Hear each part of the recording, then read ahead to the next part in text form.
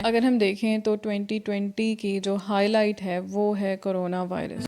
Current affairs की तैयारी के लिए कोई डेडलाइन नहीं है कि आपने उसको सिर्फ इस महीने तक करना है, सिर्फ दिसंबर तक करना है या जनवरी तक करना है। आपके पास सारी लेटेस्ट इन्फॉर्मेशन हो। जब एग्जामिनर आपका पेपर पढ़े तो उसको ये पता चले कि yes this person is informed.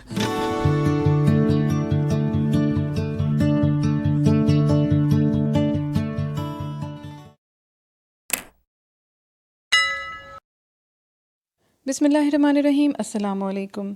इस वीडियो में हम करंट अफेयर्स CSS 2021 के लिए जो टॉपिक्स इम्पॉर्टेंट हैं उनकी बात करेंगे। प्लीज़ वीडियो को एंड तक ज़रूर देखिएगा। तो पहले हम बात करेंगे कोरोना वायरस से रिलेटेड इम्पॉर्टेंट टॉपिक्स की।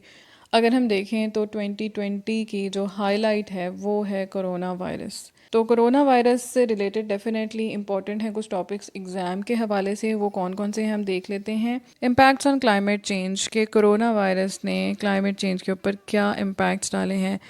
हमें पता है कि जब लॉकडाउन हुआ तो पोल्यूशन का लेवल कम हो गया and earth started rejuvenating. Climate change एक हॉट डिबेट है और ये कोरोना वायरस से किस तरह से इम्पैक्ट हुई है ये इम्पॉर्टेंट है। फिर है ग्लोबलाइजेशन के कोविड-19 या कोरोना वायरस का ग्लोबलाइजेशन के ऊपर क्या इम्पैक्ट है। ये टॉपिक्स हम वक्तन फ़वक्तन कवर भी करते रहते हैं एंड ऑलरेडी कर भी चुके हैं। आप हमारी करंट अफेयर्स की प्लेलिस्ट देख लीजिए। इसके अलावा प्रीवियस मंथ्स की प्लेलिस्ट देख लीजिए। कुछ प्लेलिस्ट हमारी मंथ वाइज हैं और एक on the whole current affairs की प्लेलिस्ट है, आप उसको चेक कीजिए और इसके अंदर ये टॉपिक्स आपको मिल जाएंगे। और एक हमने वीडियो भी बनाई हुई है करंट अफेयर्स की तैयारी किस तरह से करनी है, आप वो भी देख लीजिए, वो भी आपको बहुत हेल्प करेगी नोट्स बनाने के लिए। उसका लिंक आपको ऊपर आई बटन में नज़र आ जाएगा। एक और इम्पॉर्टेंट जो टॉपिक है एग्ज़ाम के हवाले से वो है पोस्ट पेंडेमिक वर्ल्ड ऑर्डर।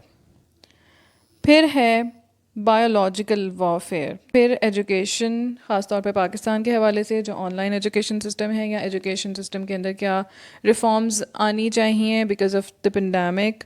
और फिर है इकॉनमी, सबसे इम्पॉर्टेंट जो पूरे वर्ल्ड की इकॉनमी हिट हुई है कोरोना वायरस से। हर रीजन की ऑयल की प्राइसेस कम हो गई और इस इकॉनमी वाले टॉपिक के अंदर आपने जो ऑयल की प्राइसेस कम हुई हैं और ऑयल मार्केट जो सारी इम्पैक्ट हुई है इसको भी डिस्कस करना है। ऑटोमोबाइल्स को आप डिस्कस कर सकते हैं, मतलब आप इस ये वाली सारी एग्जांपल्स ऐड कर सकते हैं अपने आंसर को सब्सटेंशिएट करने के लिए, उसको ज़्यादा पावरफुल बनाने के लिए। वर्ल्ड की बड़ी बड़ी इकॉनमीज़ बैठ गई, चाइना की इकॉनमी, अमेरिका की इकॉनमी। और फिर जो हेल्थ सिस्टम्स हैं उनके ऊपर भी बात की जा सकती है कि हेल्थ सिस्टम किस तरह से इम्पैक्ट हुए इन बड़ी बड़ी इकॉनमीज़ के। फूड की प्राइसेस और जितनी भी इंडस्ट्रीज़ हैं वो किस तरह से इम्पैक्ट हुई, ये सारी चीज़ें इसमें कवर होंगी। अलावा एक और इम्पॉर्टेंट टॉपिक जो कोरोना वायरस के हवाले से है वो ये हो सकता है कि role of WHO in different regional organizations जैसे सार्क है। आप हमारा फेसबुक ग्रुप भी ज्वाइन कर सकते हैं, वहाँ पे हम जो करंट अफेयर से रिलेटेड इंपॉर्टेंट आर्टिकल्स होते हैं वो शेयर करते रहते हैं, तो आपको नोट्स बनाने में उससे मदद मिलेगी। हमारे फेसबुक ग्रुप का नाम है CSS preparation guide and tricks. अब हम बात करेंगे कंट्रीज़ की। ज़रूरी नहीं है कि ये टॉपिक सिर्फ 2021 में जो लोग अपीयर हो रहे हैं वही कवर करेंगे। लास्ट ईयर भी हमने जब करंट अफेयर्स के इंपॉर्टेंट टॉपिक्स बताए थे तो ये बात कही थी कि जिन्होंने 2021 में अपीयर होना है वो भी ये वाले टॉपिक्स करें। And this year again we will repeat कि जो लोग 2022 और 2023 में अपीयर होना चाहते हैं एग्ज़ाम में वो ये टॉपिक्स कवर करें, अभी से तैयारी शुरू करें, क्योंकि यही टॉपिक्स मोर और लेस आगे कंटिन्यू हो रहे होते हैं ताकि आपके पास बैकग्राउंड हो। और समटाइम्स ऐसा होता है एग्जामिनर बाउंड नहीं है किसी भी चीज़ के लिए और करंट अफेयर्स बहुत वास्ट हैं, तो एग्जामिनर कोई ऐसी बात भी पूछ सकता है जिसका लिंक पीछे से आ रहा हो। और अगर आपने इस तरीके से तैयारी की हुई होगी तो इससे ये फ़ायदा होगा कि अगर कोई ऐसा इवेंट आ गया है जो पिछले साल हुआ है तो आपके पास ऑप्शन होगा कि आप उस क्वेश्चन को भी अटेम्प्ट कर सकते हैं। उसके साथ साथ तैयारी ऐसी होनी चाहिए कि अगर एज इट इज़ वो टॉपिक नहीं आया जो आपने प्रिपेयर किया हुआ है, स्टिल आपके पास वो नॉलेज हो जिससे जो क्वेश्चन पूछा गया है आप वो अटेम्प्ट कर सकें। तो जितनी अच्छी आपकी बेस होगी, आपको बैकग्राउंड नॉलेज होगी, उतना अच्छा आप एनालिसिस भी कर सकते हैं और उतना अच्छा आप कॉम्प्रिहेंड कर सकते हैं चीज़ों को। तो अब कंट्रीज़ के रिलेशंस देखते हैं हम। India China enmity, its impacts on the region and Pakistan. India और चाइना दो बड़ी इकोनॉमीज़ हैं। चाइना ऑब्वियसली ज़्यादा बड़ी इकोनॉमी है और उनके आपस में राइवलरी चल रही है, उनके बॉर्डर डिस्प्यूट्स हैं, और उन डिस्प्यूट्स के रीजन के ऊपर क्या इम्पैक्ट्स होंगे, और ख़ास तौर पे पाकिस्तान के ऊपर क्या इम्पैक्ट्स होंगे। Pakistan is the neighbour of both the countries, and Pakistan की चाइना के साथ अलायंस है। Pakistan holds flagship project of belt and road initiative which is CPEC। तो इस राइवलरी में जो इंडिया और चाइना की आपस में चल रही है, मीनवाइल पाकिस्तान के CPEC के प्रोजेक्ट के ऊपर क्या इम्प्रूवमेंट्स हुई हैं और इसका पूरे रीजन के ऊपर क्या इम्पैक्ट होगा। कोई भी इस तरह का जो आप टॉपिक कर रहे हो उसमें आप थोड़ा सा पाकिस्तान के हवाले से ज़रूर एनालिसिस करें, ज़रूर सोचें कि इसका जो अगर पूरी दुनिया एक चीज़ से इम्पैक्ट हो रही है या दो कंट्रीज़ के दरमियान कोई पैक्ट हो रहा है, कोई ट्रीटी साइन हुई है, तो पाकिस्तान के ऊपर उसके क्या इम्पैक्ट्स होंगे, पाकिस्तान उससे किस तरह इफ़ेक्ट हो रहा है। US इंडिया रिलेशंस, मीनवाइल जब इंडिया और चाइना की राइवलरी चल रही है तो US और इंडिया के रिलेशंस आपस में स्ट्रॉन्ग हो रहे हैं। अभी रिसेंटली 2+2 मीटिंग हुई है जिसमें उनके कुछ डिफेंस से रिलेटेड स्ट्रेटिजिक माहदे साइन हुए हैं। एंड वी नो कि US एंड चाइना की आपस में राइवलरी है और इंडिया और चाइना की आपस में राइवलरी है। तो US और India are on the same page when it comes to China.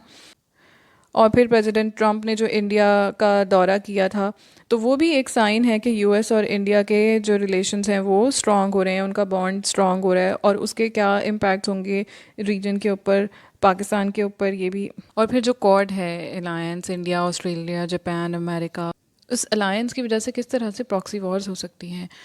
फिर US Iran rivalry. Next is US China trade war.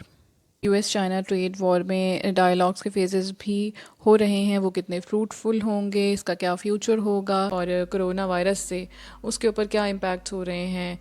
Next है US elections and Asia. US में इलेक्शंस होने वाले हैं, जब तक आपका एग्ज़ाम होगा तब तक इलेक्शंस हो चुके होंगे, नई गवर्नमेंट आ चुकी होगी।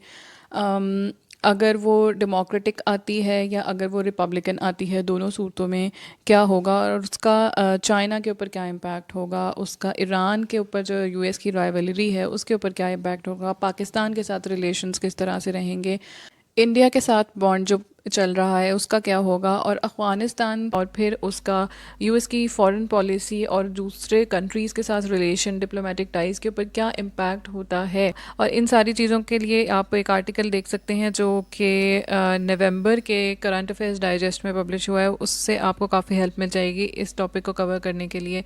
And you will get an idea कि किस तरह से ये चीज़ें, डिप्लोमेटिक टाइज़ इन्फ्लुएंस हो सकती हैं in future. Israel UAE peace deal is an important advancement this year in diplomatic ties of Arab countries with Israel, that they have recognized and they have normalized their relations with Israel. इससे पहले सिर्फ मिस्र और Jordan थे दो countries जिनके Israel के साथ रिलेशंस थे, लेकिन उसके बाद इसराइल अब UAE के साथ, बहरीन के साथ और सूडान के साथ भी अपनी डिप्लोमेटिक टाइज़ नॉर्मल कर चुका है। तो इसके पीछे क्या रीज़न्स हैं, UAE को क्या फ़ायदा होगा, US का क्या रोल है, इसराइल को क्या फ़ायदे होंगे, और इसमें सऊदी अरब का क्या रोल है, और टर्की का क्या रोल है, और ईरान किस तरह से इम्पैक्ट होगा, बिहाइंड दिस क्या रीज़न्स हैं, और इसके फ्यूचर प्रॉस्पेक्ट्स क्या हैं। और इस सारी जो अलायंसेस हैं, इसके बाद पाकिस्तान का क्या फ़ॉरेन पॉलिसी के बारे में स्टैंड होना चाहिए, पाकिस्तान को अपनी फ़ॉरेन पॉलिसी में क्या फ्लेक्सिबिलिटी रखनी चाहिए या किस तरह से लेकर चलना चाहिए, या क्या चेंजिंग्स लेकर आनी चाहिए, उसके ऊपर भी आप थोड़ा सा वर्कआउट कीजिए। ये जितने हमने ऊपर बात की है कंट्रीज़ की, US इंडिया या US ईरान या फिर US चाइना, इसमें आप पाकिस्तान के एलिमेंट को भी साथ में रखिए। ये भी देखिए कि पाकिस्तान के ऊपर क्या उसका इम्पैक्ट हो गया या पाकिस्तान को क्या करना चाहिए। अगर नहीं भी क्वेश्चन में पूछा गया तो आप क्वेश्चन के एंड में एक एनालिसिस का की हेडिंग देकर उसमें इस तरह की बात लिख सकते हैं जो आपको ओपिनियन हो या जो आपको इस बारे में पता हो कि पाकिस्तान के ऊपर इसका क्या इम्पैक्ट हो सकता है, या पाकिस्तान इससे किस तरह इफ़ेक्ट हो सकता है, या पाकिस्तान के लिए क्या फ्यूचर में अपॉर्चुनिटीज़ हैं। ये सारी चीज़ें अगर आप लिखेंगे तो it will project a good image of you in front of examiner. Israel और UAE वाले टॉपिक को हम अपने करंट अफेयर्स की प्लेलिस्ट में भी कवर कर चुके हैं, आप चाहें तो वहाँ से देख सकते हैं।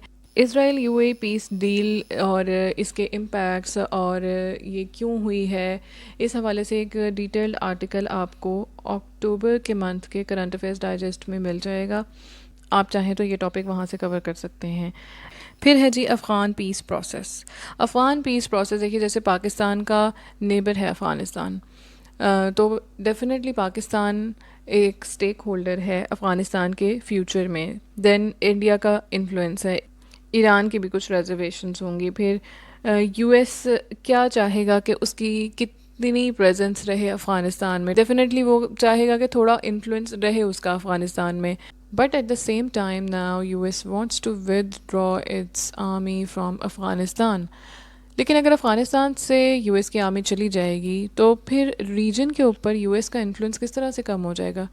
चाइना के साथ यूएस की राइवलरी है, ईरान के साथ यूएस की एनिमिटी है, पाकिस्तान के साथ भी बहुत हम ये नहीं कह सकते कि अच्छे रिलेशंस हैं, अफ़गानिस्तान से यूएस जा रहा है।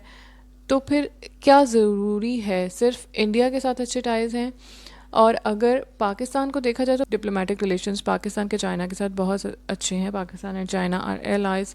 तो ऐसी कंडीशन में यूएस चाहेगा कि पाकिस्तान के साथ बेटर रिलेशनशिप्स रखने के लिए, ताकि रीजन के ऊपर इन्फ्लुएंस रहे। Otherwise Pakistan towards China totally tilt हो जाएगा। और फिर पाकिस्तान को क्या करना चाहिए, पाकिस्तान के अफ़गानिस्तान के साथ कैसे रिलेशंस होने चाहिए। फिर है यूएस पाकिस्तान रिलेशंस। ये अगर आपने ऊपर वाले टॉपिक सही से कवर किए होंगे तो उसके अंदर ही कवर हो जाएगा। देन अभी जो एक रीसेंट कॉन्फ्लिक्ट चल रहा है आर्मीनिया एंड आज़रबाईजान का कॉन्फ्लिक्ट, और फिर जो इंक्रीजिंग डोमिनेंस है टर्की की।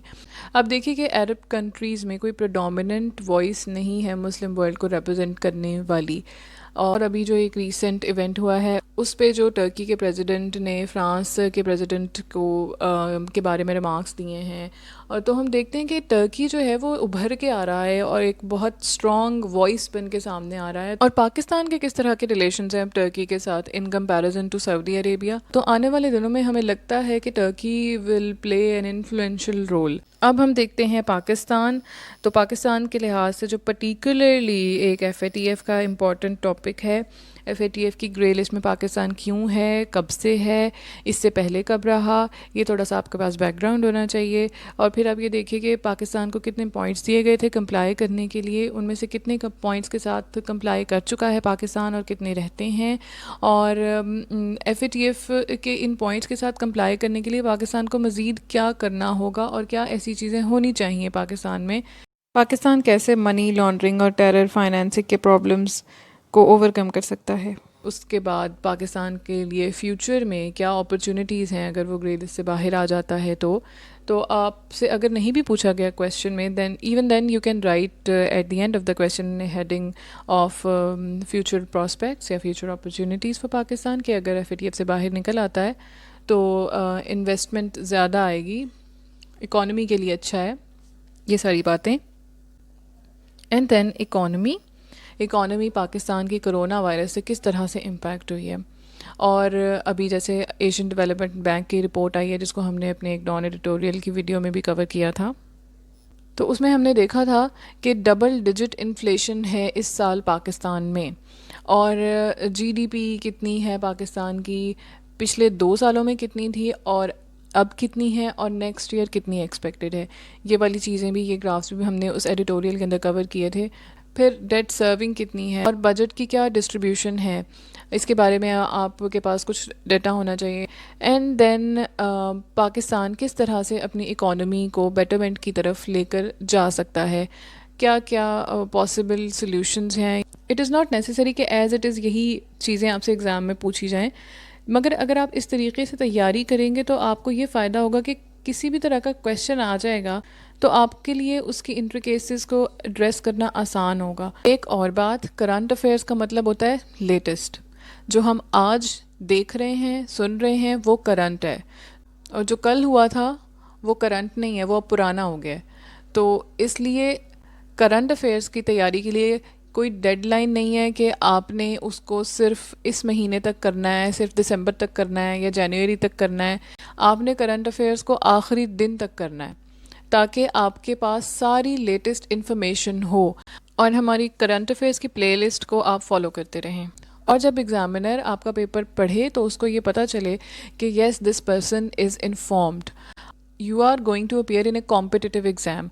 तो कॉम्पिटिटिव एग्ज़ाम में कॉम्पिटिशन है, सिर्फ पास नहीं होना, आपने कम्पीट करना है।